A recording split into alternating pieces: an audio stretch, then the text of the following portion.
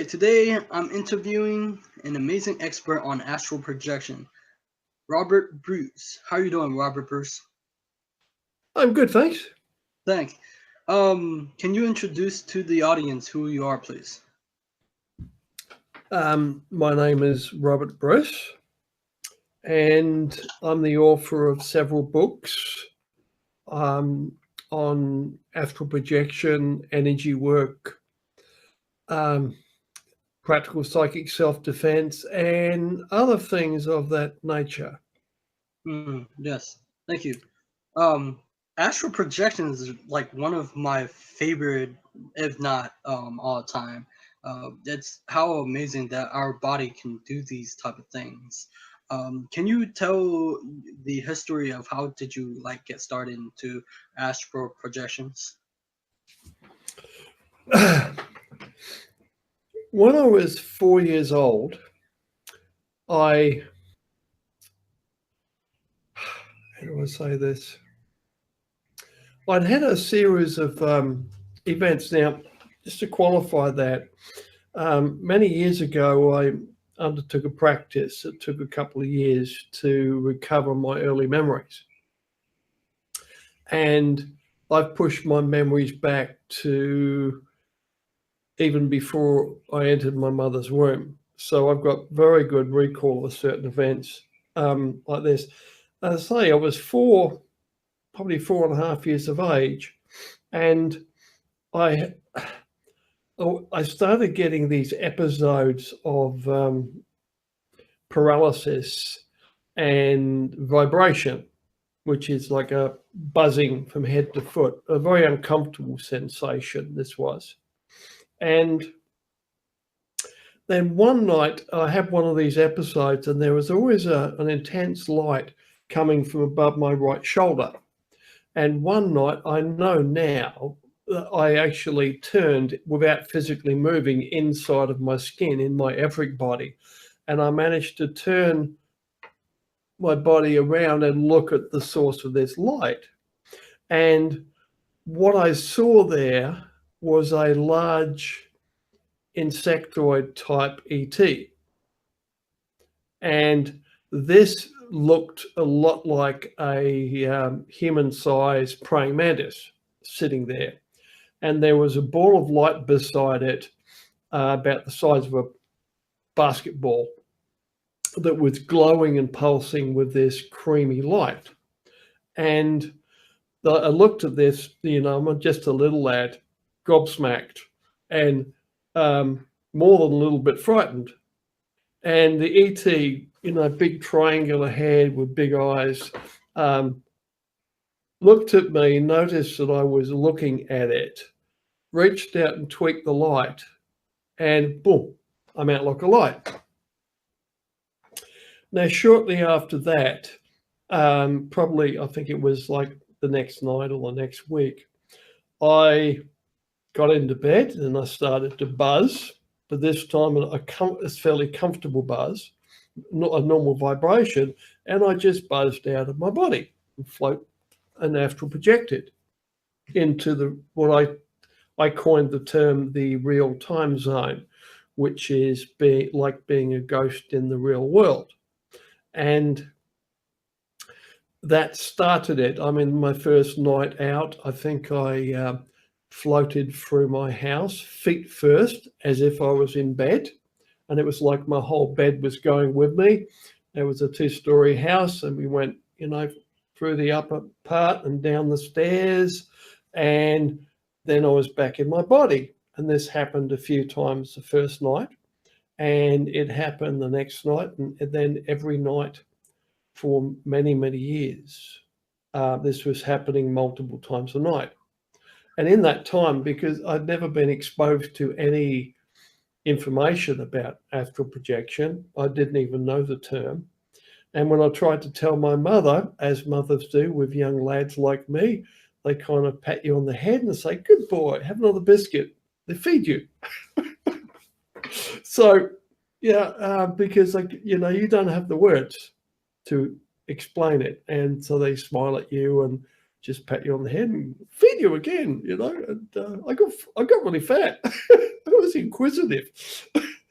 And but yeah, and during that time, after a while of doing that, I learned to really enjoy it, because, I mean, who wouldn't like to enjoy being able to walk through walls and fly like Superman and, you know, all those really cool things. And with no instruction, I had to teach myself how to get around, how to move voluntarily, and how to fly. That was a big one. And just all the other things you could do with it.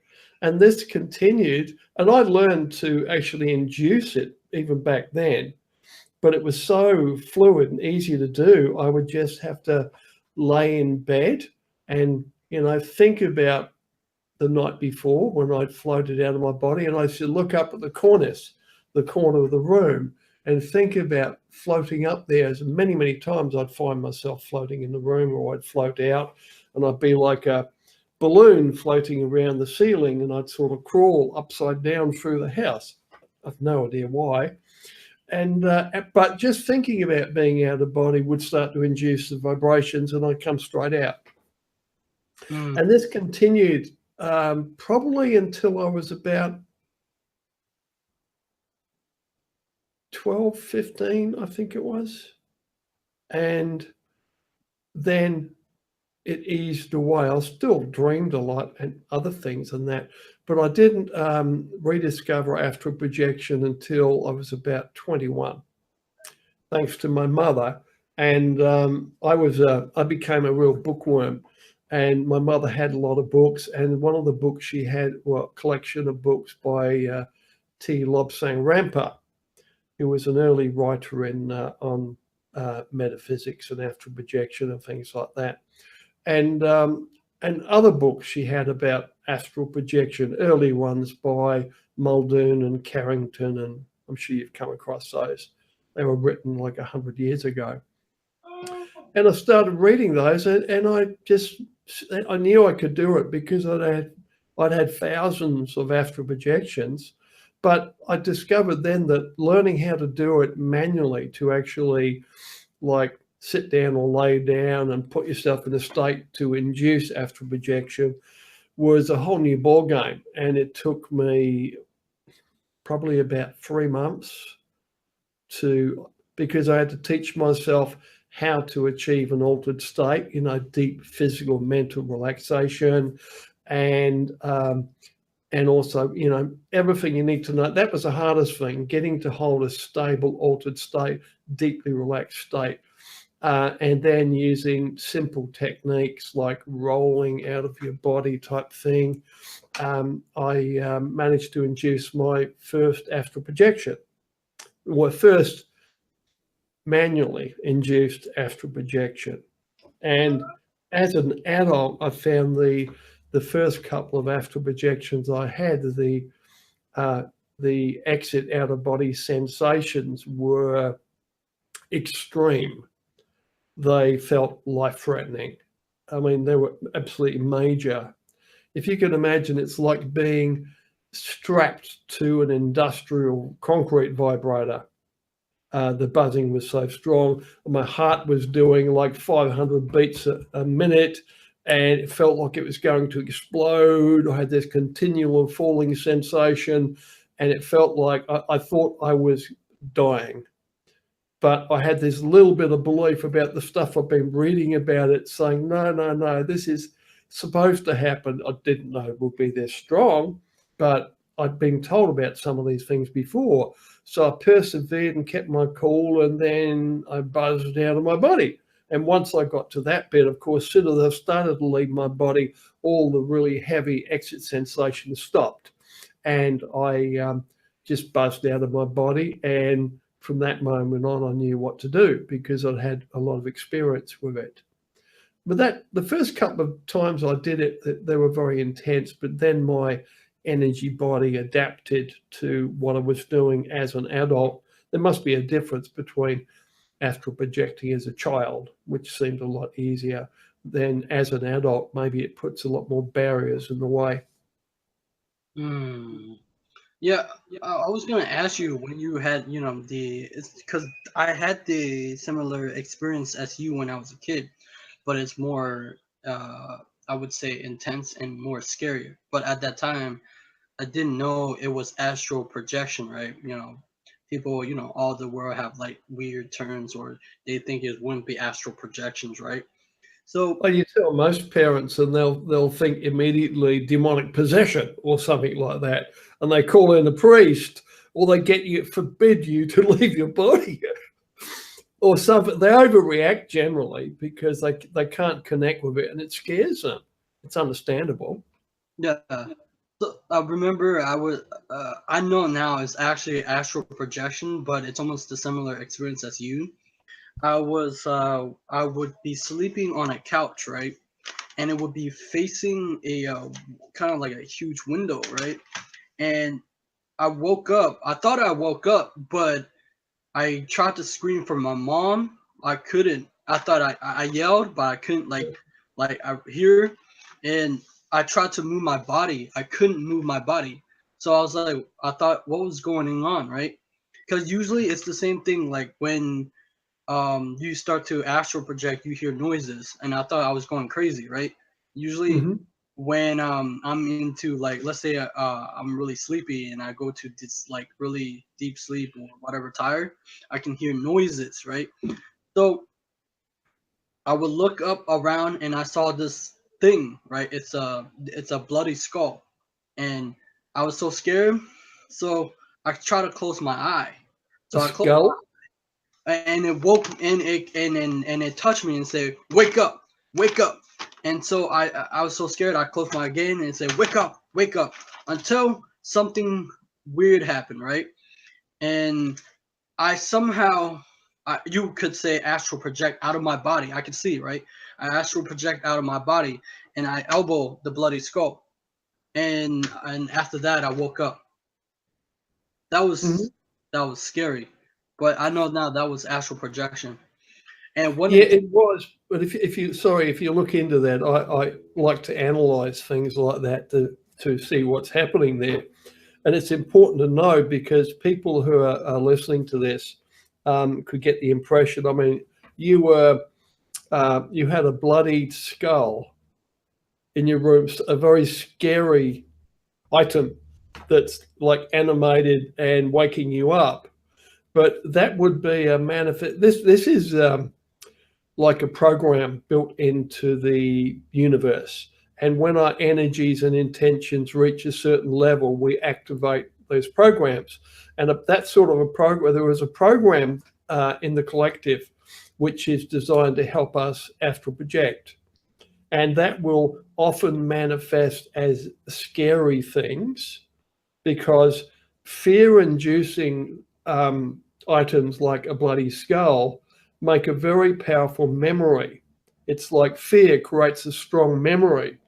Whereas my work on if you've read my work on the mind split effect and the difficulties with um, astral projection, a lot of that is comes down to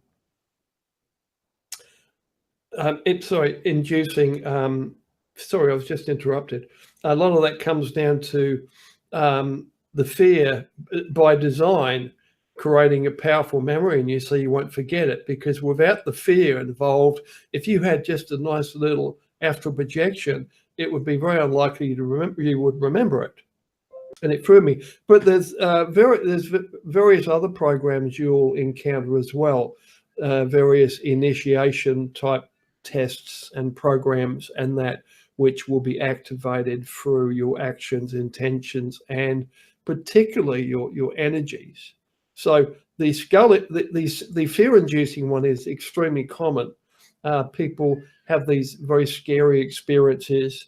I know my mother, for example, she astral projected, and she told me during the first couple of astral projections she learned, and she was my mother, so she would have been in probably 50 at this time, and she would see these little demons that they're like little gargoyles, and there was like a dozen of them in a dozen of them in a bedroom, like big chimpanzees with leering faces. And as she walked around, they would like claw at her and go, yeah, yeah, you know. They didn't actually attack her or anything, but they were scary and they go, boo, you know. And a bit of research, and she persevered through that, and and it got better. And she trusted her instincts, and she just ignored them and like flew off up out of the house. And she only saw them a couple of times. But that's a very common sighting. They've been called various things in literature, like astral elementals and things like that. But I know now from intensely studying this phenomena for like 60 years, but these are actually programs for various purposes, and they're designed to, like that particular, anything scary like that, the trick to pass that test is to confront it, which is what you did when you got out and elbowed it. You confronted it. That's how you pass the test. You either confront it or you turn around, walk away and ignore it. But either way, you get the tick, you pass that one, and then you go on. Did you have many astral projections after that? Well, so I try after that experience. When I was a child, is maybe around like I forgot how old, maybe 8 or 9. After that experience, I got so scared, so I tried like to not hear, because basically if I hear, because I know that if I hear the noise or a buzzing noise, I know that either like I don't know. I thought at that time evil spirits or whatever would come, um, or something would happen, because once I fall asleep, it goes zzz, right, and if it come, I would be paralyzed. But I know now that's after, but during Well, the paralysis is being awake paralysis. It means that you have an astral projection in progress. And because of the mind split effect, that when you have an astral projection, a copy of your mind leaves your body. Your original you never leaves your physical body. So when you have an astral projection in progress, which takes a lot of your energy with it, your consciousness energy, it leaves your physical body, mind paralyzed, and you can be awake, which accounts for all the experiences people have of paralysis, because they're having astral projections. But at the end of that time period, they are only remembering the memory from their physical body mind, which is a paralyzed physical body, which can be terrifying if you don't know what's causing it. Yeah. May I ask what you're drinking there? It's my favorite Darjeeling tea. Oh, you like tea, eh? Oh, wow. Yeah, Darjeeling tea. Well, yeah, the tea bag. It's wonderful. It really is. I love it. Yeah. And what type of tea? Like, my I wife know is this giving is up coffee at the moment. I also love coffee, but I like organic black coffee, and I don't have dairy. But my wife has given up coffee at the moment, so I'm just having tea because I'm too lazy to make a pot of coffee. Yeah. Oh, you asked what other astral projection I experienced. Well, during 2013 or around, at that time I was spiritually awakened, because I always tell the story where I spiritually awakened that we live in this weird, I mean, not weird universe, but creative universe, right? And I found out that I call it the shattered glass, because I went through the dark night of the soul. And at that time I would go transition, and I noticed that uh, something weird has happened to me, or in effect that if we can control our mind, right? If we can change like an image or like a mood, the universe will like correspond to that, right? And I would, because I listened to one of your video, you were talking about the law of attraction. That's how I discovered the law of attraction. But most often not, I think because I'm on a mission, I want to change the way that the law of attraction people think about attracting things into their life, right? Yeah, Um, I agree. If you imprint the principle of what you're saying, yeah. Yeah, and so because usually when I, um, you know, I was taught by a therapist, self-fulfilling prophecy. Whatever you change, whatever you believe to be true, it will come true to the future, right? So I would believe and trust the process. Things would happen for me, like good things, right? And I would see like coincidence would happen, right? And we can cause things to happen for us. But so often not. I found out I was reading. I don't know if you read these type of books, but the Science of Getting Rich and the Yep. Dynamic Catherine Ponder.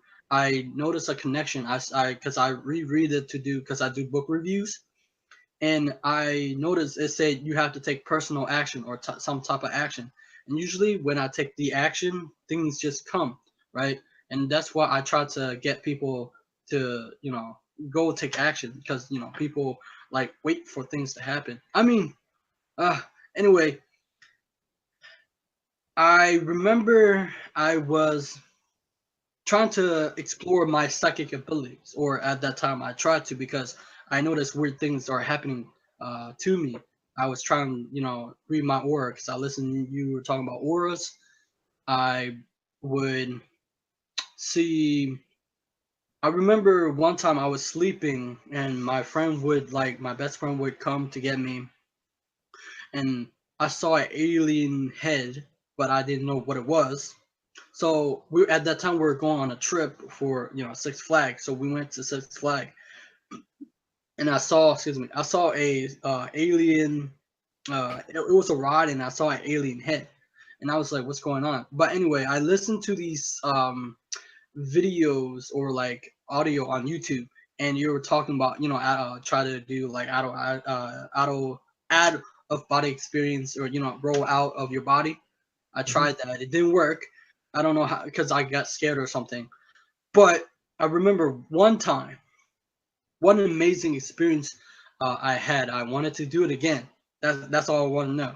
That's so I was on my bed, right, and then I would fall deep asleep, and I fall out because at that time I want to astral project. So I astral project out of my body, and I was floating. It was incredible, like feeling ever. It was like I was flying, right? And I saw my body. I was like, "Whoa, is this astral projection? Holy crap!" So I would like float to the bathroom and the mirrors, and I would Who walk needs down, drugs? and I would I would walk down. I would walk down to the stairs, but then that's it. It would stop. Like that's why I wanted to like do more, but I couldn't do more after that. Mm-hmm. Yeah. Persevere. Yeah, fear of astral projection and the unknown is probably the biggest killer. And this fear comes just from the unfamiliarity of the environment, because we don't know enough about it. We feel insecure, and we feel afraid of the unknown, which is human nature. We have a big instinct inside to be afraid of the unknown, because we don't know if that unknown could kill us or something like that. It's only familiarity. By researching it, reading about it, talking to people like me that have been there before, you find you will gain more confidence, and the fear will diminish. The one fear that takes the longest is the fear of death, because leaving the physical body in an astral projection while you are awake, a conscious astral projection, is different to a spontaneous one where you're asleep and your astral body comes out and then it kind of wakes up when you're already out of body. That's a big difference, because the sensation of leaving the physical body is identical to the death process, and you have a very strong, the strongest instinctive fear of death. So to your mind, your whole mind, your subconscious mind, your spirit, when you start to astral project out of body, it's like dying. No, don't leave the body, stay alive. We fight to stay alive. And this takes some practice for most people to get over that thing. I've studied the afterlife for decades as well, and I visit the afterlife, and this is this is where it's at, because when the physical body dies, the astral body is your spirit body. It is your soul, whatever you want to call it. That's the enduring part of you. The physical body is only temporary. Okay, thank you so much for that. Oh, and I wanted to ask you this because it was on my mind. Why is it that we can astral project out of body? And let me see. Let me see. Why is there such thing as a astral projection? Okay, I'll take you on a little journey here. To understand this as a whole, the cats and dogs astral project every time they sleep. Hamsters astral project. All living animals astral project when they sleep. All living animals, including humans, have an afterlife experience when they physically die that it is virtually identical. Animal afterlife experiences are a lot simpler than the human afterlife experience, and this is the afterlife. The early afterlife is it's belief system territory. So what your expectations and your fears and beliefs, whatever your programming is, will manifest around you in the afterlife. So what we are looking at here, astral projection, is a phenomena common to all living things. And it's as a researcher trying to understand this, and an explorer in these fields here, that information came to me several years ago, and it's the only thing that makes sense that this is a natural phenomena.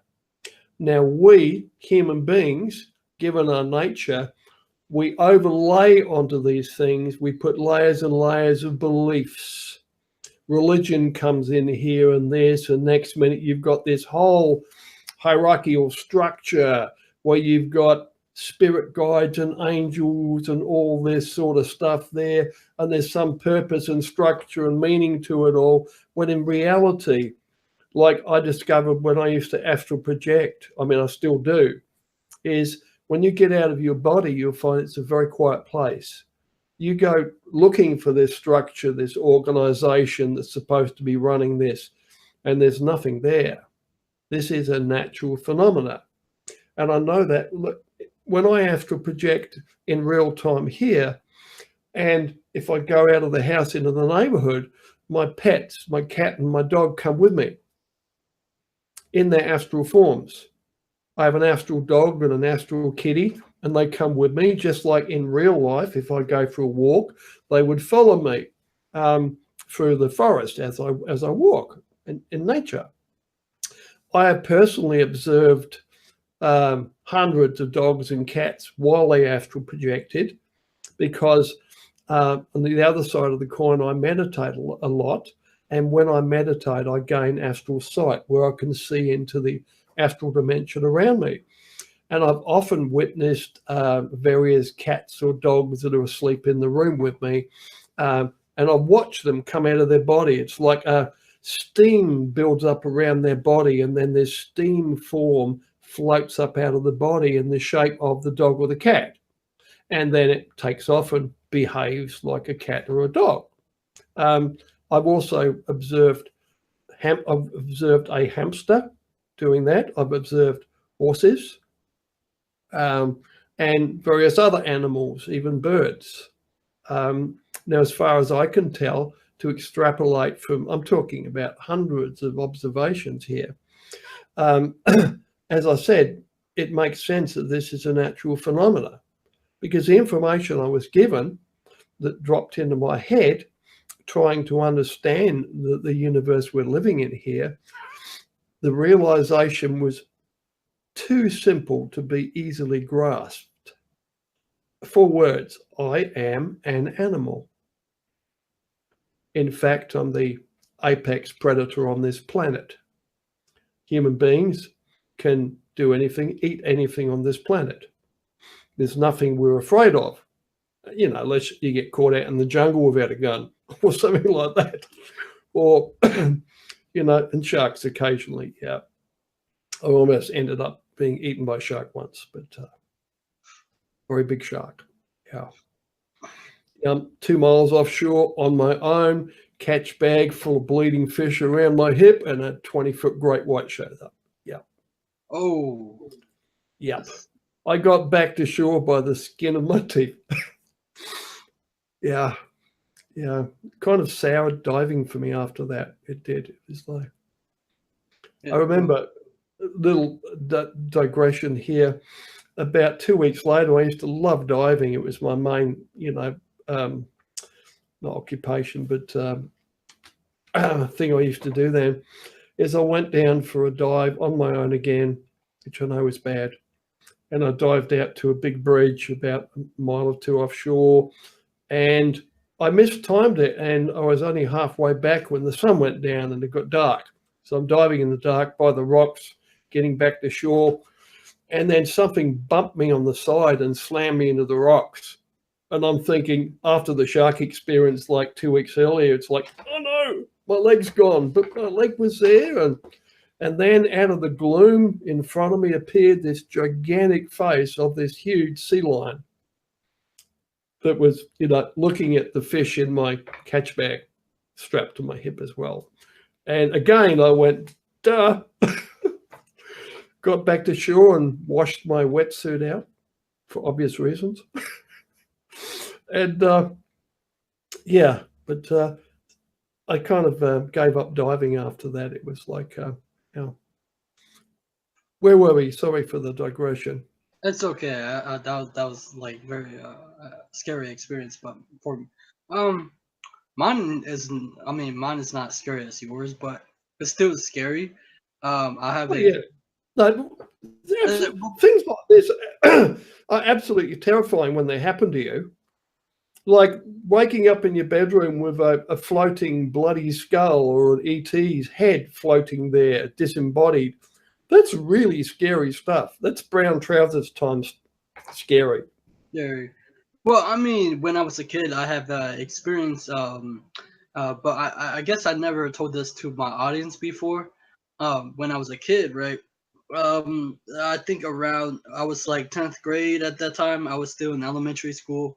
I would go trick or treating, right? And I was wearing a kind of like a screen or whatever, and it had, you know, the bloody skull, but I wear it the other way. You know, I put the skull mask here for trick or treating. So I would go trick me and my friends, family, we would go trick or treating. So what happened was we would knock on this door, right? And we were about to get candy. But what happened was the dog came out and was barking, and it bit my sister, but it bit me, right? And so I remember the experience that I was being yanked by the dog, and I didn't know what happened. I was so scared. I thought I was going to die, and I thought it was like a dream, right? I was like, I can't believe it's a dream. So what happened was after the dog let go, I was bleeding. And, you know, my old classmate would ask, did I cry? No, I was screaming, and blood would drip down, you know, to to the floor, and I would see my bones, right? And after that, I would be scared of dogs forever. Yeah.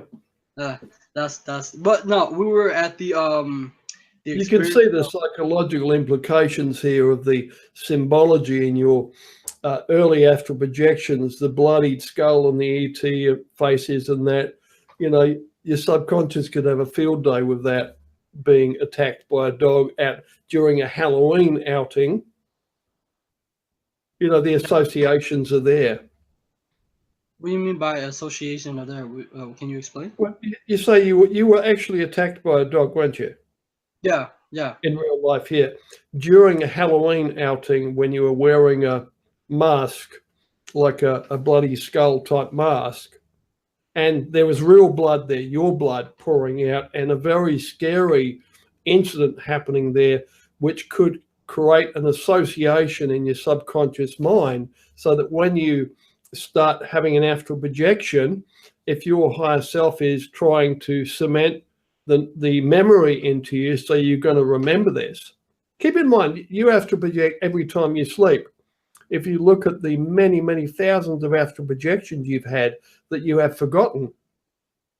And so in order to get you to remember them, you need some kind of an event. So your higher self or deeper self, whatever you want to call it, picks this traumatic memory out of your mind of something really, really scary to scare you with, to give you a really good fright so that you will remember the memory. And people's beginning of astral projection often starts with scary events, which cement it in their mind. It varies from person to person, but there is it's not always like this. It's not always scary, but it often is. I mean, sometimes the event will be like you will hear family banging on your door as you're having an astral projection and yelling and screaming for your attention. Things hear like that will happen. I hear. Yeah, I remember I was doing like we're practicing astral projection. I hear like would be like, you know, screaming and yelling, you know, and bang. Yeah. But yeah, go ahead. Yeah, but having some kind of scary memory is quite common, particularly in younger people, I find. But then again, my mother had this scary experience, and she would have been 50, 55 at the time when she was having these experiences, probably 50, 55, yeah. And she'd had them before spontaneously, but the first time she actually deliberately induced an astral projection, she had the like the little monkey-like gargoyles around harassing her. And that's quite a common experience, the little monkey-like gargoyle type things harassing you. But they don't actually hurt. It's like the dweller on the threshold is another, which can also, it's so common for frequent astral projectors, where you get an experience where you come out of your body, and you would have done it before, and you find there's a humanoid figure the other side of the room, coal black with burning red eyes and deep, heavy breathing. And it just stands there threatening you like this. And if you go to move, it always goes, as if it's about to pounce on you. And you get this heavy breathing from this. But that's all it does. It never attacks you. It just makes threatening gestures and threatening growling noises. That's all it ever does. And if you run away from it, which most people do, it'll chase you, pursue you. But if you stop or get trapped at the end of a corridor or something, it will just stand there threatening you. It will never, ever attack you. Now, the correct way of responding to that, it's another fearful situation where you have to, logic tells me, dealing with thousands of cases like this, the correct way to respond to this program is you need to turn around and face it and demonstrate courage and self-control. You need to turn around, face it, and tell it to go away in any language you like. Or just say, I don't believe in you, go away. And then turn your back on it and walk away. You will never see it again. So you respond to these programs correctly by facing them, and then you've passed a test. It's like an initiation test. And there are hundreds of these tests for different things. There are tests for courage, there are tests for morality and honesty and things like that. And these are programs that are built into the fabric of the, you could say, the astral dimension. Because one of the secrets of behind astral projection is to, once you get over the glamour of astral projecting and all the things you can do, is to begin to interact with the intelligence behind the environment, which directly relates to manifestation, as you called it, the law of attraction. Because in the astral and in the particularly in the astral planes or the dream dimensions, which are actually dreaming and wake-induced lucid dreaming, they're all projections of the mental body. You've got the astral body and the mental body and various other subtle bodies inside of you, like the layers on an onion inside of you. So Yeah, I'm trying to pack a lot in a very short period of time here, but it's this is I see this, everywhere I go in the astral, that there is a purpose for this. But once you start to understand, there's an intelligence behind it, which you would call God, source, your higher self is, I call it the higher self. And once you understand that, and like in a lucid dream, you can stand there and create anything you like. You can stand there looking out on this beautiful scene. Maybe you're looking over a town or something like that, and you make a command and you say, I'm looking at a beautiful beach, and the hills disappear and a beautiful beach appears with lovely golden sand. And you say, and the sand is white. It changes color instantly. And you say, and the beach is lined with giant sunflowers, and hundreds of giant sunflowers appear. You can dreamscape, you can craft anything you like. But if you look at this intelligence behind the environment there, exactly the same thing applies to the physical dimension. And this is how manifestation works, where it is the intelligence behind our environment in the physical universe. That is how manifestation works.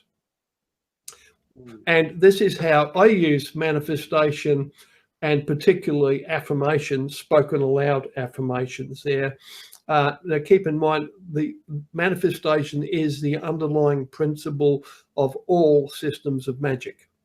It's all based upon manifestation, regardless of how you look at it, because rituals and spells and things like that are ways that have been developed to precipitate manifestation. So manifestation works more rapidly and powerfully, and it does. But the principle is manifestation. I regularly perform miracles with manifestation and particularly affirmations.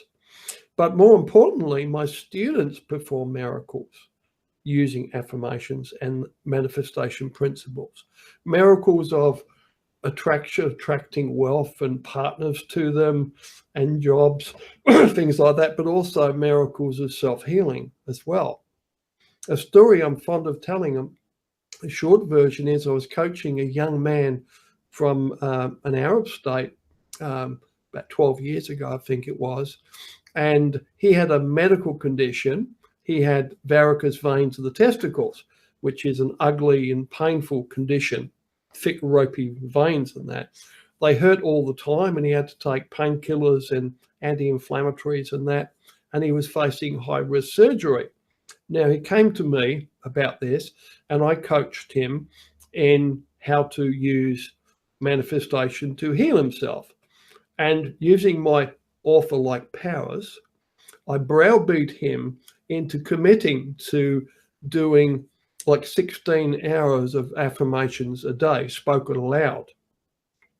And you don't just parrot them, you have to say your affirmations as if you were rehearsing for a Shakespearean play in Hollywood. You've got to get the voice right and say it as powerfully and convincingly as you can. Now, he managed 6 hours the first day, about 7 the second day, and about 6.5 the third day. And each day he would lose his voice. But the fourth day he woke up, the medical condition vanished. It was not there any longer. As we were saying in the affirmations, my testicles are beautiful. My testicles are pink and healthy. Very positive, active, present tense affirmations. And the fourth day, it manifested. But this is pure magic. But it is just using manifestation. I use manifestation to fix my car many, many times. Yeah, for anything, you can use it for anything. And if you look at how this works in the astral dimension and the dream dimensions, it makes sense that if it is everywhere, the intelligence behind the environment, it is also here. And this is, you could say, a master level realization. And once you realize that and you have some context for doing manifestation, it all starts to make sense. instead of to you sounding like this is just wishful thinking and boring, I'd rather go play a game or or go to sleep. It's suddenly you get more motivation, say, hey, this works. And you start manifesting little things, and these start working. And then you start manifesting bigger things and bigger things and bigger things. And then you can do anything. I mean, it has like universal applications. Yeah, I do agree with that. But I mean, you want to manifest self-healing, you want to manifest a hit song, or you want to manifest becoming a writer, you want to manifest gaining an ability. And you use manifestation because, let's say you want to become a writer, which is, tens of thousands of hours of work, gaining a level of experience so you can write books and that. And you will find using manifestation, instead of taking you 10 years of hard work, you will find you were like me when I started to write. I finished grade 8 successfully. I had about a grade 5 level of English. It took me 12 months to go from grade 5 level to postgrad level. 12 months. Oh. Now, while I was doing this, I would wake up in the mornings, and as I woke up in that little in-between state as you were waking up, and I would see in front of my eyes very, very clearly, pages of text scrolling up, and there are pages on grammar and English and spelling and things like that. I was getting like an intensive education while I am actually, as you were saying earlier, taking action.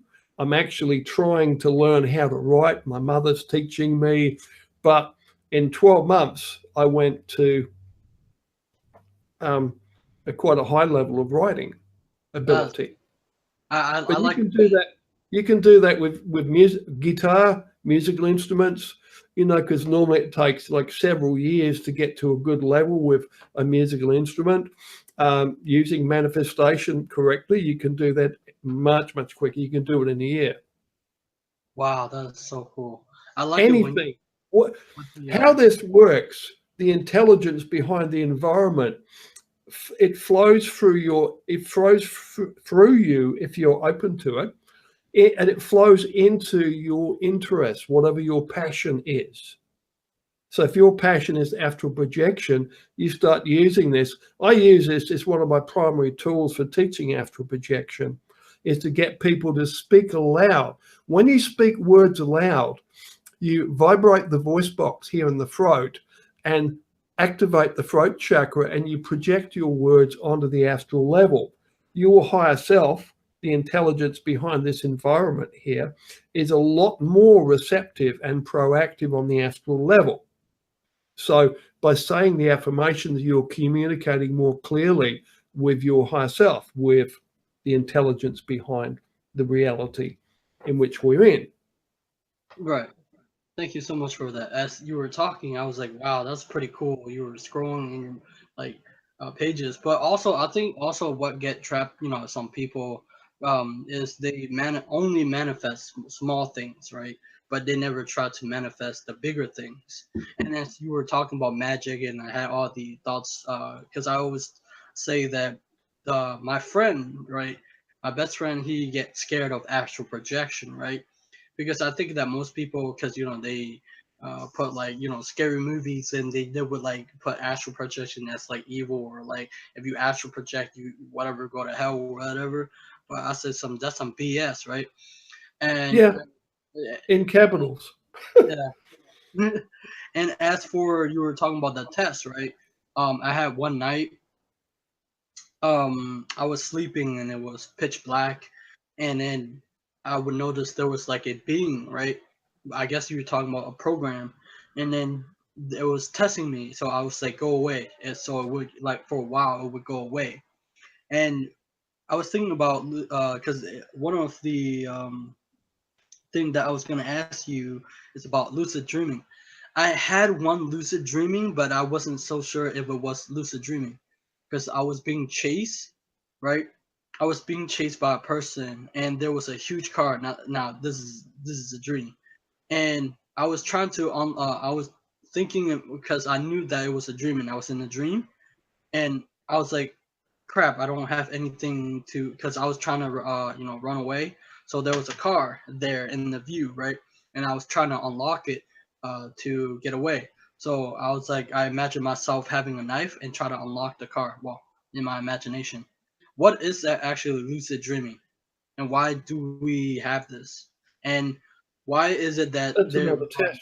The Wait, in context with that, have you had other experiences in lucid dreams where you're, or normal dreaming, where you're being chased?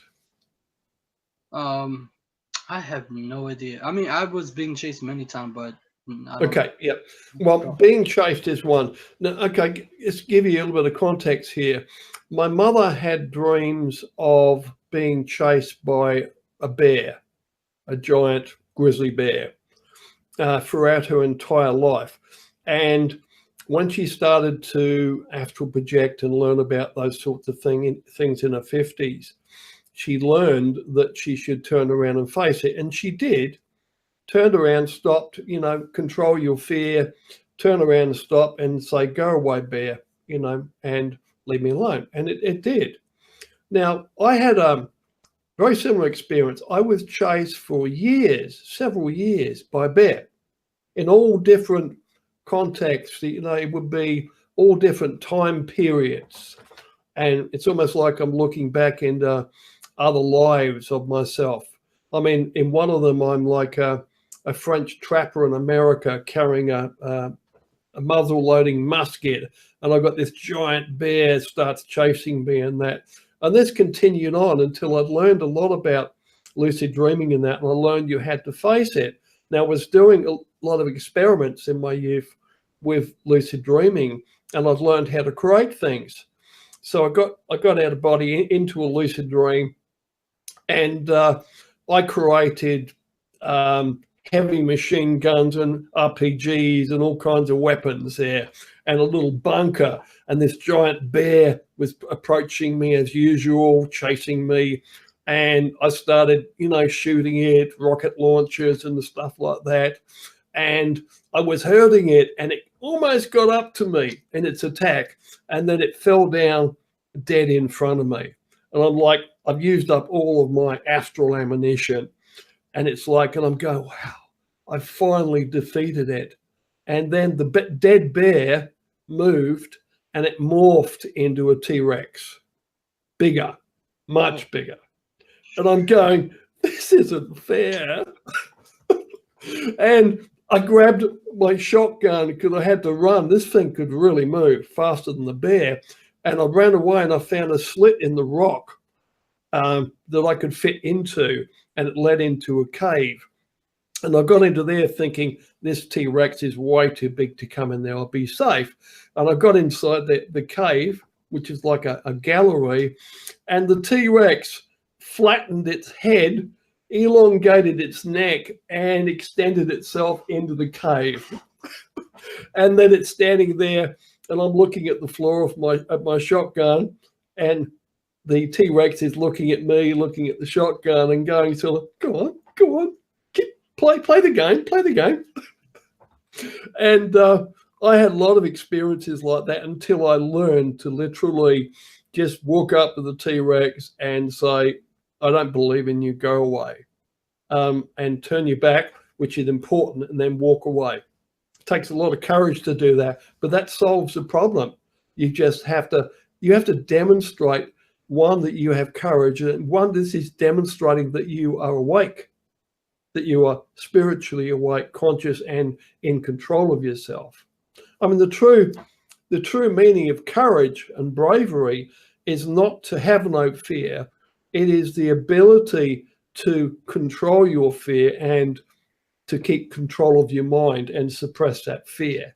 That's true courage. Okay. But these programs pop up. There are hundreds of them for all different types of things. I've experienced most of them myself. And these are like training programs built into the fabric of the universe around us, which pop up, and they are activated by certain things that we do, We don't see them so much, in the physical reality, if that's all we're seeing, but in a subtle reality like the dream environment or the astral dimension, these things are much more potent there. Yeah, very powerful. But I was thinking about why, because the movie, because I was curious since we're talking about dreams. Why is it? Because there's a movie called Inception, and there's a dream within a dream within a dream, and I noticed that it's true. But why do we have like a dream within a dream within a dream? I've experienced that many times, and so have my sisters. My sister, Teresa, my younger sister, there has got a few daughters, and she had a dream one night where her daughter died, and she was terribly grieving in that, and it's not real and stuff. I'll spare you the whole thing and the funeral and all that. And I mean, she's really traumatized. She's telling me this, and she's sobbing and shaking, the poor girl. And she was like, went into a stage of disbelief, and she's, I'm going to go to bed now and wake up and it'll all be gone, And she went to bed and did fall asleep, and then she woke up and, oh God, yeah, it's gone. It was a dream. And then she looked beside her bed, and there's all these sympathy cards, on the bureau and that, and crying again. She was about 4 layers deep in dreams. You go into a dream and then into another dream, then into another dream. And I've been 4 or 5 levels deep as well. And you get to a point where it's really difficult. I mean, it seems impossible to find your way back to reality. And the deeper you get, that movie Inception is very well researched. And that is what happens. The deeper you get into it, the more time is stretched. So literally, when you go a few layers deep, you could spend a lifetime there, and only a few minutes have passed in our reality. Wow. I don't know why the universe is structured like this and why these things can happen, but I have experienced them. And these sorts of things, all you can do is, the scientist, is to observe them. And by observing them and looking at it from different angles and experimenting, you can one day come up with an idea of how it works. Mm-hmm. That's true. Thank you so much for that. Why did you write your book on Astral Dynamics, and what message are you trying to convey to the readers? It was an accident. I didn't mean to become a writer at that time. I didn't intend to. A long story ago, back in the 90s, I was learning about computers and things, and I discovered the internet. Yeah, it was all Linux, syntax-based Linux, but it was the internet and the early version. And I started to hang around news groups and things like that, and I found a couple of news groups relating to astral projection. There was one called alt.outofbody.com. And by hanging around them, and I found people having problems, and I answered a few questions about things that I know, even though I'd never written on it, I had been studying my whole life. And next minute, I'm flooded with hundreds of emails from people wanting to know this and wanting to know that. And it was a full-time job replying to these emails. So what I did is I wrote an article to cut and paste in to give an answer to something. And I ended up with a collection of these like articles answering, it's a fact, frequently asked questions I was getting. But over a period of time, a couple of years, I ended up putting these together into a tutorial, which I called the Treatise on Astral Projection, which is quite a famous internet type document. You've probably come across it. It's now a long story. A few years go by, and I eventually decided to try and put that into the form of a book. And then I accidentally bumped into a man on a news group. I replied to one of these letters, which had like 100 different CCs and BCCs to and forwards and that. And I got it wrong, and I ended up replying to the wrong person. And this person, complete accident, who's now a dear friend of mine, a man called Frank DeMarco, who was the editor-in-chief of Hampton Roads Publishing in Virginia. And they specialize in books about astral projection and metaphysical, spiritual type topics. We became friends. He bought the book. Now I'm published. My next book came about as a result of an argument. I had this big argument with one of his editors. And in the middle, I mean, a big argument, there's like a 20-page letter going backwards and forwards defending. I use practical psychic self-defense methods, things that work that anybody can do without any training. For example, and I mean practical, I mean, for example, if you come under a massive attack, psychic attack now, so the worst kind, demonic attack, now, which is very painful and distressing and disturbing, it's like, if you go and jump in the shower, it stops instantly stops while you are under the shower. Now, you have to ask the question, why does that? How does that work?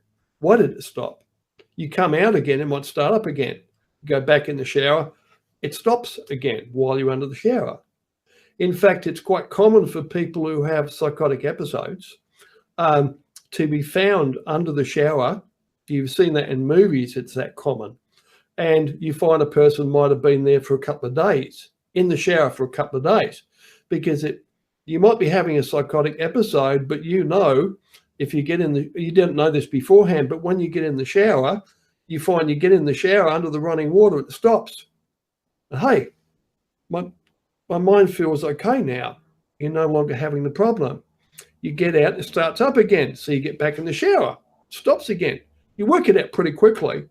And they often, the ambulance comes to pick these people up and they're found under the shower. It's quite common. So, and the reason that works is because of the electrical grounding of two things. One is when you're under a shower, you are very strongly electrically earthed through the water pipe to the planet, which is a powerful anti-neg countermeasure. And the other thing is the running water itself generates quite a noticeable electromagnetic field as well. And both of these things are highly detrimental to spirit beings, of earth element type spirit beings. And so that's how that works. And by extrapolating on that, then you can use electrically earthed bed sheets, electrically earthed cables, like a computer anti-static wrist strap, copper strap connected to an earth, and you'll find it not only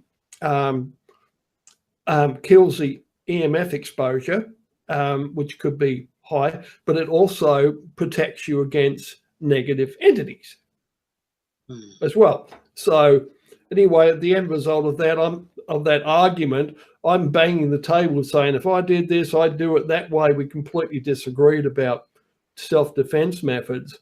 And that when I'm banging the table, and Frank said to me, and we'll publish it, here's another contract.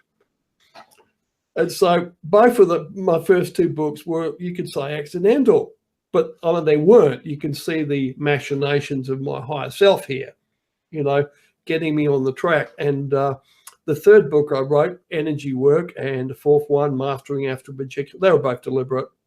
But the first two were, you have to say, they were accidental. So I was pulled into the area of, becoming an author.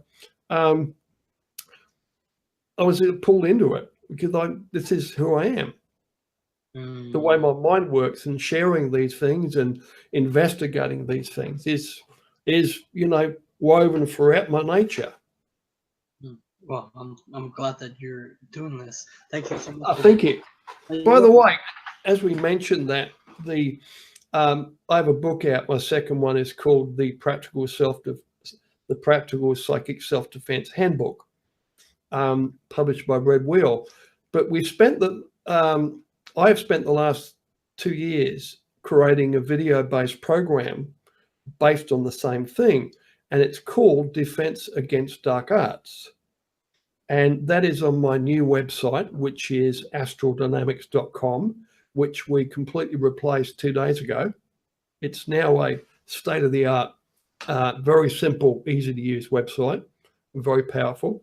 And the program is up there, and if your listeners go there, you'll find you can watch the first chapter, which is a few hours of video. It's quite extensive. I mean, we've got like 30 hours video in this program, but you can get the first chapter free to watch now, and we'll be formally launching the program sometime in July. So it'll be July. Okay. We've also released, which is available now, a free program, video-based program on, which is called Energy Work. That's on the same website there, and you can get that. But you have to register on the site in order to be able to get access to the free Energy Work program. Everything's done through the website now. Before, you used to get a code generated to you and have to put this special link in and go to the back end. But now it's all integrated. You log into the website, top right-hand corner, like anything, put your email and password in there. And once you're in, any of the programs that you've purchased, including free programs and ebooks and that, will automatically appear on the top right-hand side under your name. And you just click on one, it starts playing. So it's very slick now. Oh, okay. Thank you so much for that. Wouldn't you say that also YouTube helped you too? Because so many times I try to, because I have authors who are beginning, right? And so many times they're stuck on one platform, and I try to say, like, YouTube is a very powerful platform to promote their work, promote their services, and promote their book, because they are so oftentimes they stuck on like Facebook, right? Would you say like YouTube is a really powerful platform for that? Yeah, it is. Yeah. We I have a YouTube channel. I've had a couple, but I've never really done much with it. I'll tell you the truth. I've had one for many years, but as part of the new website, we've redesigned the entire business aspect of what I do, and as part of that, we are going to be developing the YouTube channel as well. We also got we also use Vimeo as well, and but the YouTube channel is going to be developed more. At the moment, I've got a random bunch of videos up there, nothing really formal. We've got a Facebook presence, but again, I spend most of my time, gazing out the window and thinking, taking long naps, which is, I do astral projection and things like that, and I meditate a lot as well. So now I've got a couple of people working with me are really helping to put it together properly, so that it's more useful to get my message out to the world. Yes, that's what I want for the authors. I want to help them get their message out there, like yourself. And also, I'm also developing a newsletter. And I'm going to be shortly putting out a modern newsletter, which will contain video as well. And we're going to try and integrate this into, so it becomes, I do a newsletter, it goes out, it's a newsletter, it also becomes a blog post, and also we can set it up to like automatically post the video on YouTube. And that is a plan of the people who are helping me with this, to try and integrate it, which makes it easier for me. And that way I can focus more on the work, as opposed to spending like 99% of my time, struggling with all the technical aspects of it. So, I've got people who are doing most of that for me, which is very helpful. But you enjoy your work. That's why you do what you do, right? I love it. I mean, this is who I am. If you've read one of my books, like particularly Astral Dynamics or any of them, you know me, because there's a lot of me in my books. My personality and where I'm coming from. It's which comes across in all of my work. It's just who I am. Right.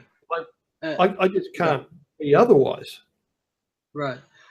What do you think of the movie? Because this is fun for me, because I want to put like aspect of it. What do you think of the movie Doctor Strange? I loved it. No, excellent. Yeah.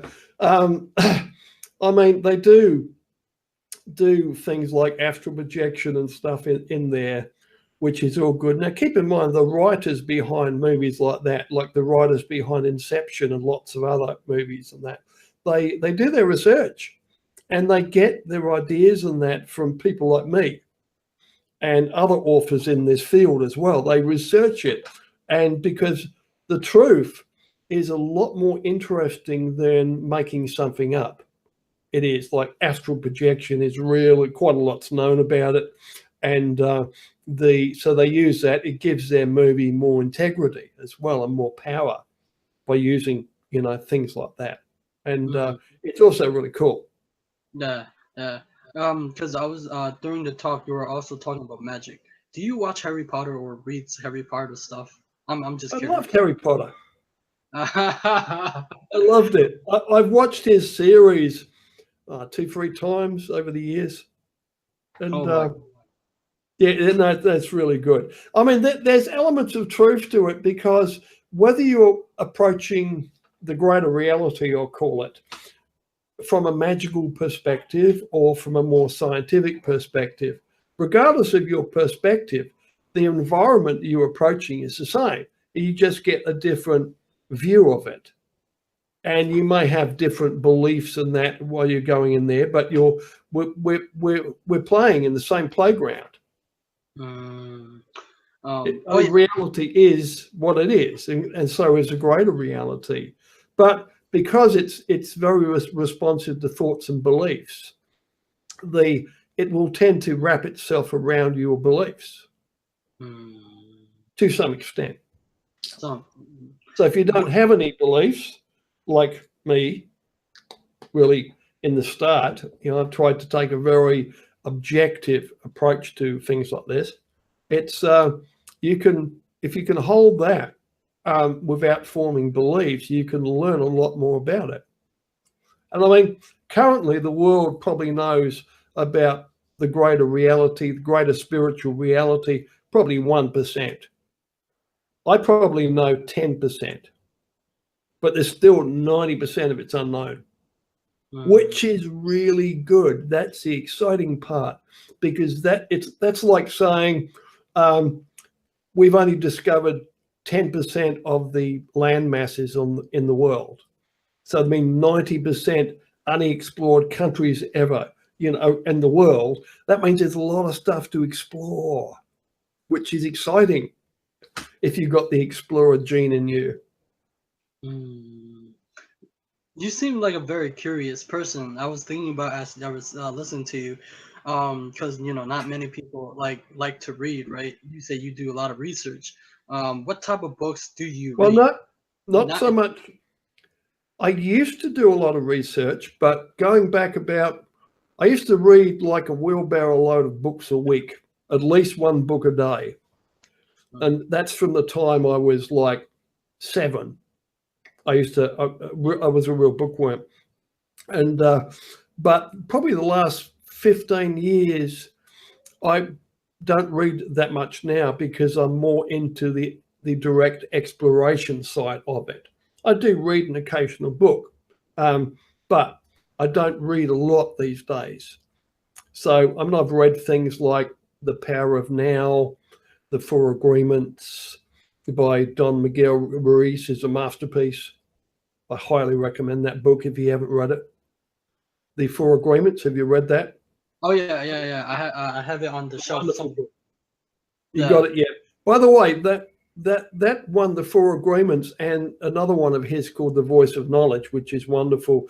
There are audio book versions of those, which are absolute masterpieces, and they are read in the voice of a man called, I forget the name of the reader, the voice. It's not Don Miguel Ruiz himself, but a friend of his who is also a Toltec shaman. He's got the most beautiful, rich voice. And yeah, if you like audio books, you'll love them. Thank you so much for that. But a lot of people don't like reading today. The world is going away from that. And that is why over the last several years, I've been moving into creating as video products, which people find easier Yeah.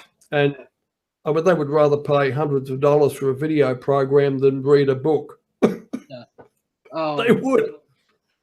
Because it's painful to read a book. The reason why I start reading books is because, you know, I hate the school system in America, because I'm in the USA, and I believe that, you know, the school system, or, you know, the dream world, you could call it the Matrix, right? Where There's a lot of truth to that, the Matrix. yeah, it's horrible, right? How, you know, we've been indoctrinated so we can, you know, build a foundation for the rich people to go to work for them, and yet so many of the people, or the masses, would be like stuck in this world where they're like inputs of like the news. I don't watch the news. It's We're horrific. slaves. We're slaves. Yeah, and You just can't see the change anymore. Yeah, that's true. But before we like, because a lot of people don't know. For me, I don't know about much about Kundalini. What is Kundalini? What does it do?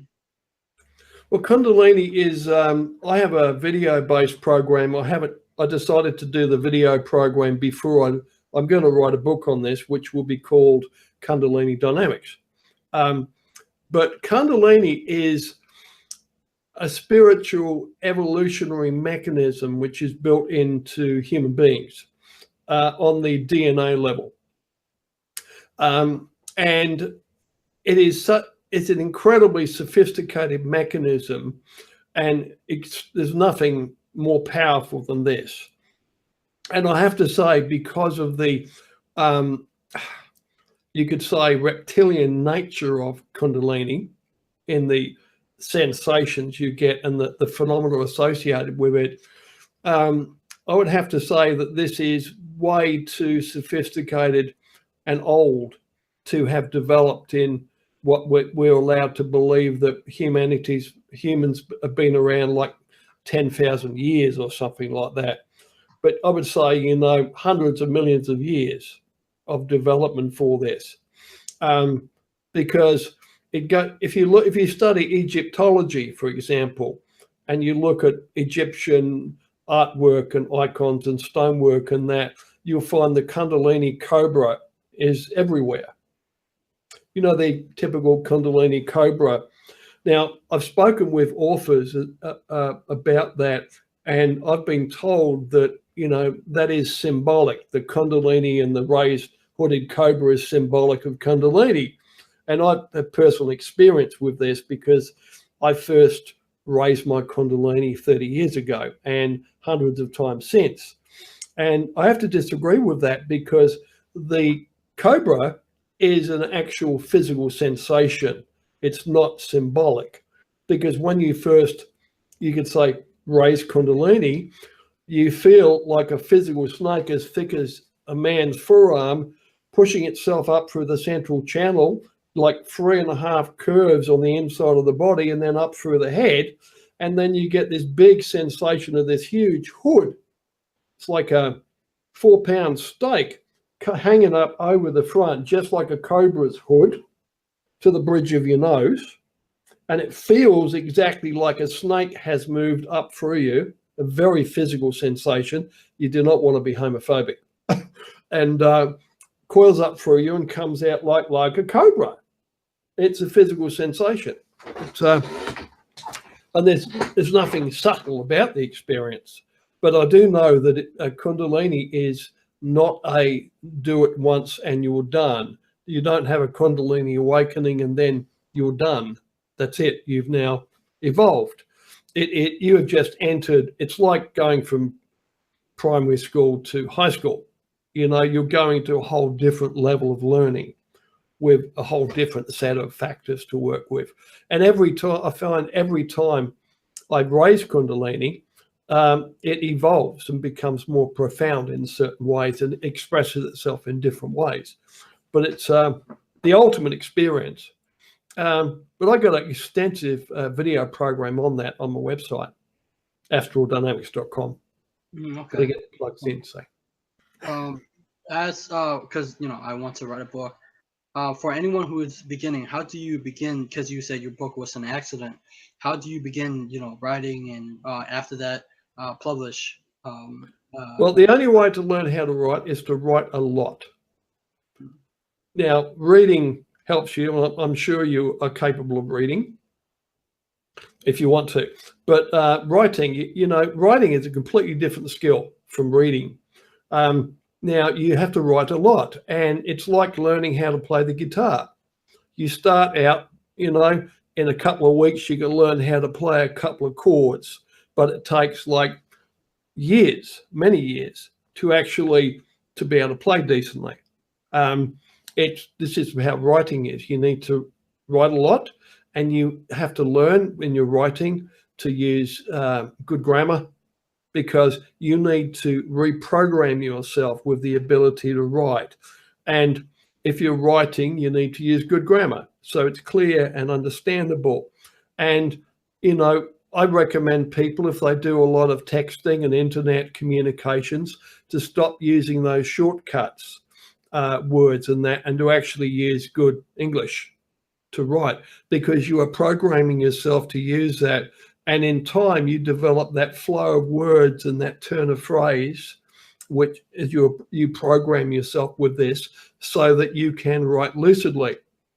And then there is like learning how to do a good technical outline, where you would have been taught this in grade school, where, if you're going to write an essay, you do a brief outline, the beginning, next one here, the introduction, whatever, and then the main body, and then you come down to the conclusion. If you take that to a book length piece, then you may have 100 items in there. You've got like 10 or 15 chapters, and each chapter is broken down. All the main points are broken down into different level headings. And if you're interested, email. I actually wrote a tutorial on this.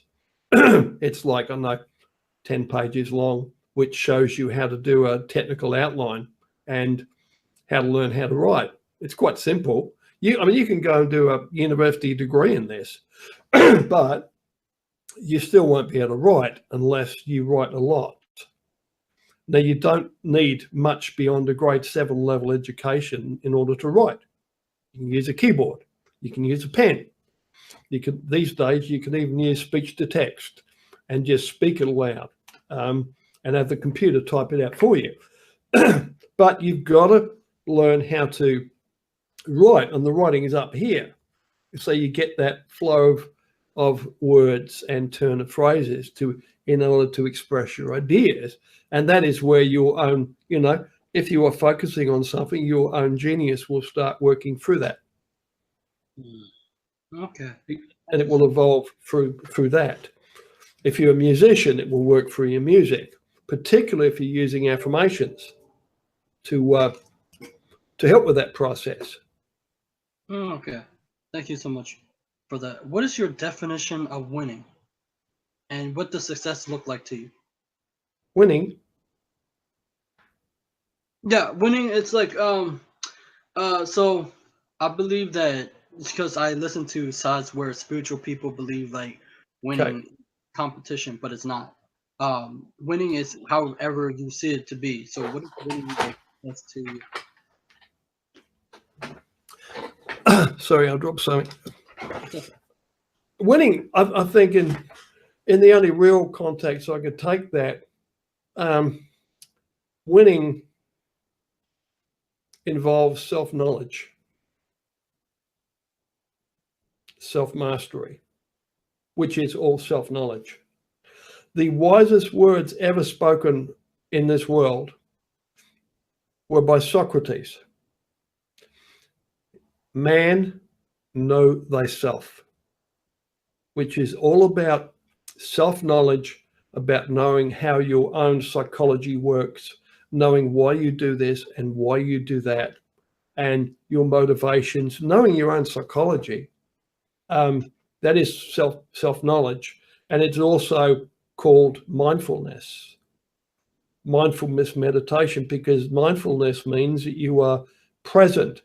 Eckhart Tolle approaches this in the power of now, in the power of being in the now.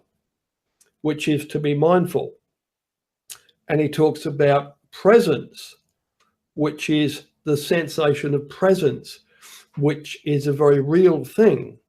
And we practice mindfulness in order to be very, very present, and we open ourselves up to present. Now, the presence is like, I call it grace, is a manifestation of the intelligence behind our environment. And when that presence appears in your location, you'll tingle from head to foot. You may be unable to walk.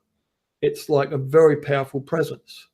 And I spend half my life courting grace, courting that presence, because it is the pure inspiration. It is also a manifestation. You could describe it as a manifestation of source, of God, however you want to conceive of that. You could also say it's the Holy Spirit, but it is what it is. But one thing I have learned, it doesn't care what you call it. It just is. Yes, just like so. Yeah, self-knowledge would be my answer to that, because when all is said or done, no matter what you accomplish in this world, no matter what you do, no matter how much money you make or do not make, or how much property you own or do not own, eventually you're going to die. And the only thing you can take with you from this world into the next is you and who you have become. So therefore, if you look at it this way, you come into this world empty as a baby, and you leave that baby, and you could be a trillionaire in this world here, but you're a pauper in a sense if you do not have self-knowledge, because you will leave here and you've lost all your things. You're now bankrupt and likely to be spiritually bankrupt as well. But if you have powerful self-knowledge, then you leave this world a wealthy man. Okay, thank you so much for that. One more, a couple more, and then we're done. You were always talking about video programs and courses, because I wanted to create courses too. So what's your process, and how do you get them to sell? We worked it out ourselves. If you look at my early videos, and there's little snippets around videos, and we've taken thousands of them, we're learning about microphones, and how they work, and what the different types of microphones and the different cameras. We went through about 4 different upgrades until we learned enough about them to be able to pick the right one for you. And we ended up settling. We've for a couple of years now, we've used the Black Magic camera, which is like a big DSLR, but it's got and we bought a beautiful lens for that as well. It cost about $1,000, more than $1,000 just for the lens. And but for about $3,500, we have a camera which is equivalent to a $50,000 Hollywood movie camera, because of the lens and how it works. It's all digital video camera, of course. And but it's like learning how to write. If you know how to write a book and do an outline, in order to do a program, you come up with an idea of what you want in it. Make sure that's the theme of that is tight, what you're going to write about. And you come up with an outline, a plan, like they taught you in grade school. And then but instead of thinking in chapters and sections, you're thinking in filming units. But it's the same process. You create the outline and you revise it until you get it nice and tight and logical, the structure. And then you start filming it, and you break it down further, and you break it down into like 2-minute units. So you got to break it down quite a lot because filming units, if you're filming like more formally, they're 2 or 3 minutes each one. And that's good. I mean, most Hollywood movie sets, if they can film 3 minutes of finished copy in a day, that's the ultimate success. Because that way, if they can do 3 minutes a day in 1 month, they can do a 90-minute movie in a month. So very often you'll find professional movie sets, They might get 30 seconds some days. Some days they might get nothing. You know, it's a way of going through it. And then you got to learn all the video editing, which is another skill that you need to learn. And I would recommend, you know, a program like Adobe Premiere. I mean, you damn near need like a university degree to use that to its full ability. There's a much simpler programs. My son does all my editing. He's got multimedia degrees and that and knows how to do it. But I use a simpler I use Sony SoundForge for the audio and Sony Vegas for if I do any video editing. I use a simple one just for some basic editing sort of stuff. But my son, I mean, the new program we've just done, if you look at the first ones, go to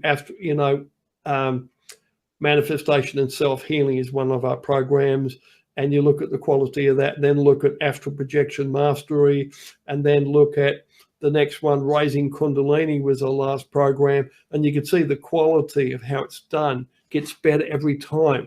And then our new one, Defense Against the Dark Arts, is documentary quality. It's almost, you know, the quality where you could actually sell it to a TV network or something. Okay, thank you so much for that. But it's like learning how to write. You have to write a lot. So in order to learn how to make videos, start making videos. Use what you've got. You've got a camera. You know, where you are now is sit there, learn how to use a green screen. Put a green screen behind you. Learn how to use the lighting. You need backlighting for a green screen, and then learn how to put that on a video editor. Learn how to put moving backgrounds in, whatever, so you control the environment. And then all you need is a desk, good lighting, and a green screen, which you can pull down like a blind behind you. And then you can film and do something with that. And then it comes down to learning about the presentation. You know, you need to, you know, follow your outline. And when you start doing that, you'll learn the wisdom of doing it in, you know, 2-3 minute chunks, very short chunks.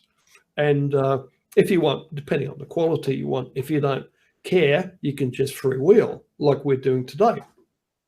That's another approach. But you end up, when you're freewheeling, you end up with a lot of words, a lot more words than you would normally put in a program. A program is like a book. It's tight, it's logical, it flows to the next logical thing. And yeah, but it's, feel free to keep in touch. I will advise. That's what I do. I love to do that.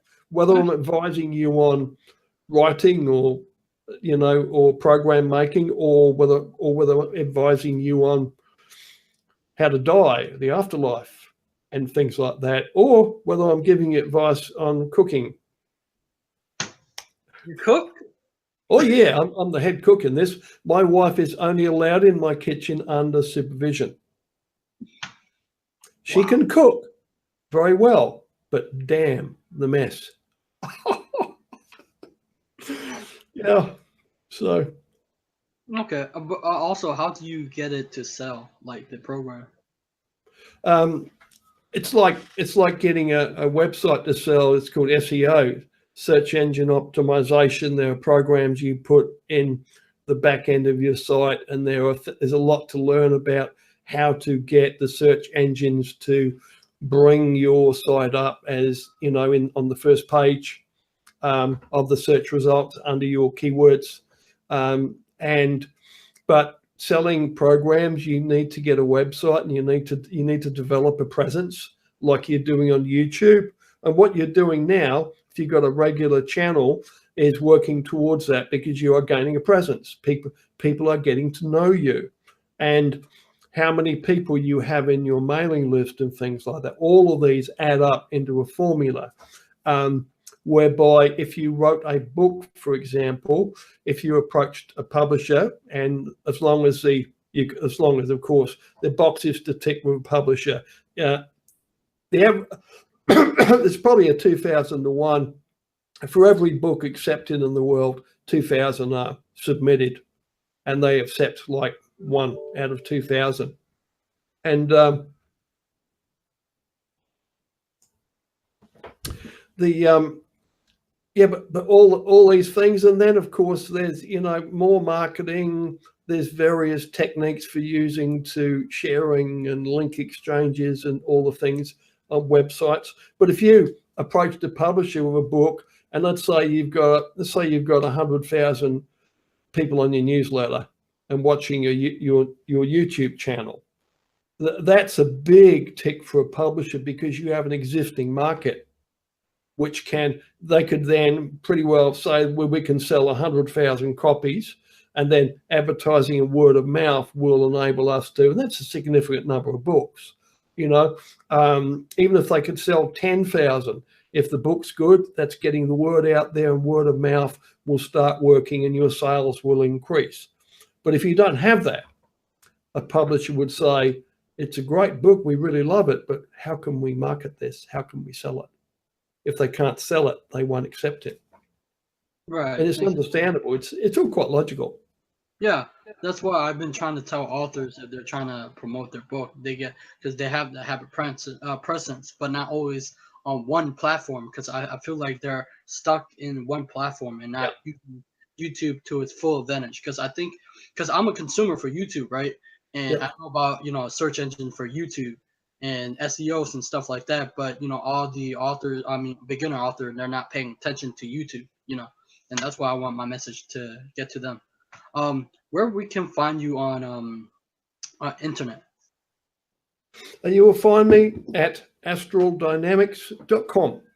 Right. One word.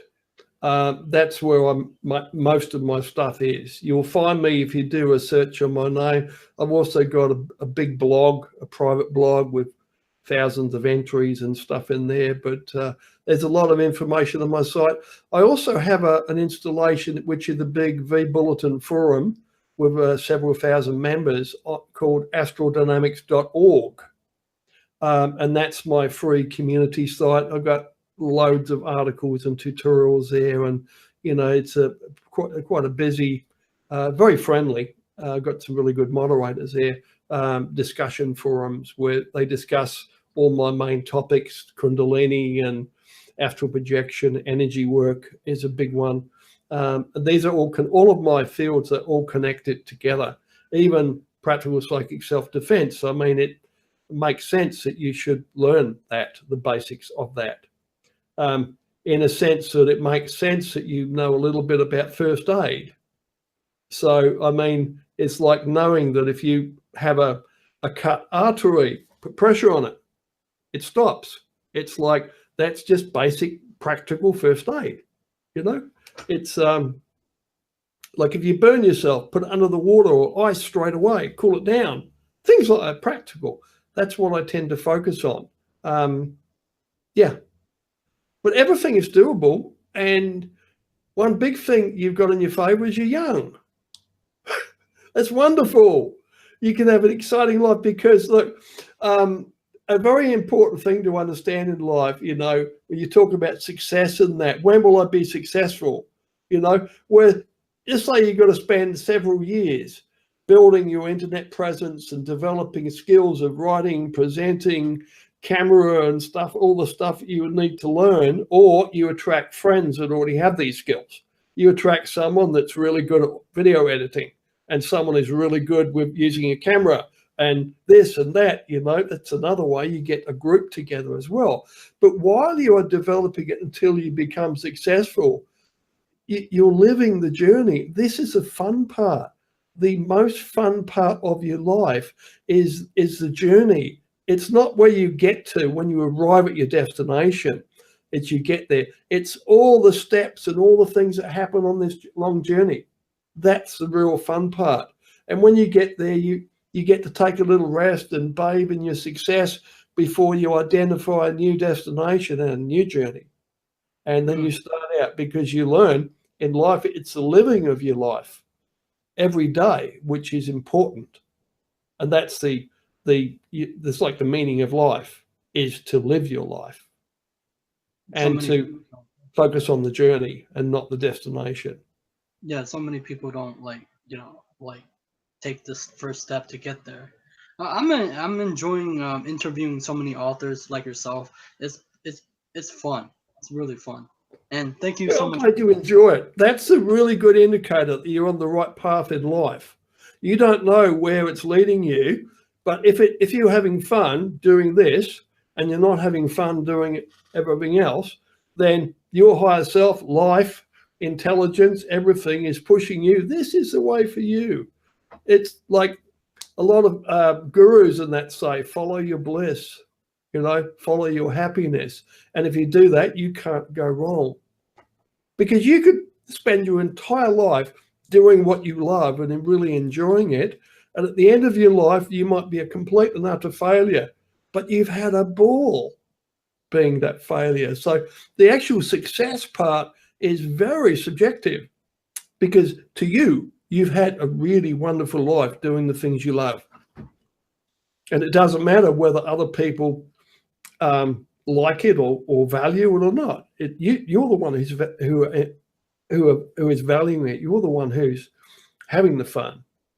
You sound like Joseph Campbell. Oh, Campbell. You read his stuff? Campbell, Yeah, Joseph Tom Campbell. Campbell, Tom Yeah. Campbell, Oh no, not Tom. Tom. That's his. Because there was what was it Pathway to Bliss, the book? I don't know if I've read it. I've heard the name. Yeah. Tom Campbell's that friend of mine. He wrote My Big Toe and other books like that. I heard his one of his book. Oh, he's your friend. Oh wow. Oh, I should interview him next. But thank you so much. He's very approachable. Tom Campbell. Yeah. Okay. Thank you so much for your time. Subscribe to my channel, like my video. I'll see you guys later.